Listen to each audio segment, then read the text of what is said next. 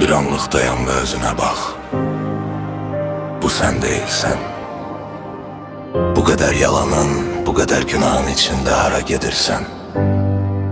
Yolun sonu uçurumdur, sonu tenalıktır.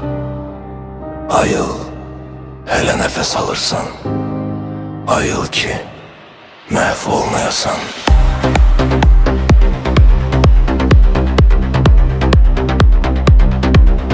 Sen elə bilirsən bu bahar bitməz. Gənclik səni qoyub beçara getməz. Amma hər yalanla, hər bir günahda ruhun can verir hər yeni sabahda. Ətrafın doludur saxta dostlarla, cibin doludur kirli pullarla. Amma gecə düşüb tək qalanda sən özündə özündən iğrənirsən sən. Bu yolun sonu yok, divar delildir. Ettiğin her emel sana kefendir. Seni bugün öpen, terifleyenler sabah adını da yattan silerler. Kalarsan bir küncdeten ha kimsesiz, ne bir ses geler ne de bir iz. Tünahlar kalbinde bir daşa döner. Hayatın çırağı bak onda söner. Dön geri, bu yolun ahırı qandır. Məhvolan ruhundur, məhvolan candır. Gözünü aç artıq, ölüm aktır hak. Səni gözləyir tək soyuq bir torpaq. İlahi rəhm eylə, oyat sən onu. Görməsin bu acı, bu rəzil sonu. Tövbə et, diz çöküb ağla ürəkdən. Qoparıb al özünü bu qaranlıqdan.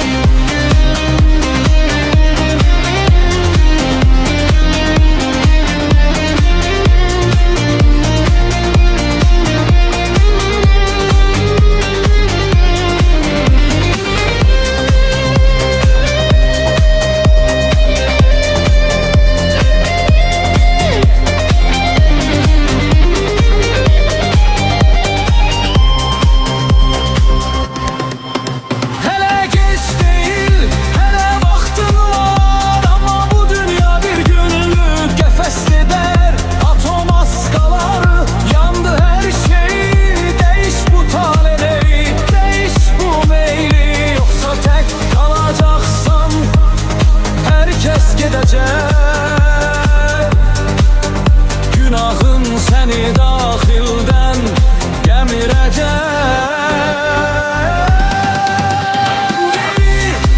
Bu yolun axırı qandır, vəfanın ruhundur, məhvolan candır.